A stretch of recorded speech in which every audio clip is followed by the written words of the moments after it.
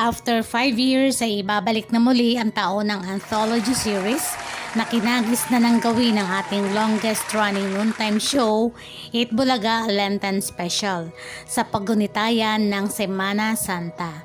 Kinumpirma ni Bossing Vic Soto na ang ginawang Lenten Special episodes ay sa pamamagitan ng draw lots or bunutan.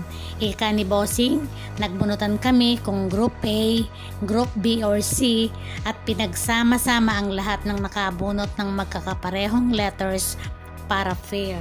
Ang Lenten episode ay mag-uumpisa sa darating na Lunes Santo, Martes Santo at Miyerkules Santo, and that would be March 25 hanggang March 27. The first group episode na Zelda ng kahapon ay pangungunahan ng ating henyo master na si Joey De Leon, kasama sina Alan Kay, Paulo Ballesteros, Wally Bayola, and Karen Aistrap.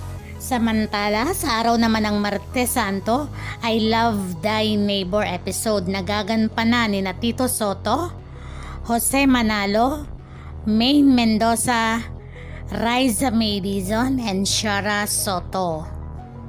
At ang final episode na Para Di Makalimot ay gagampanan at pangungunahan ni Vic Soto, Miles Ocampo, Atasha Mulak, Ryan Nagoncillo, Terzo Cruz III at Rai Seguera.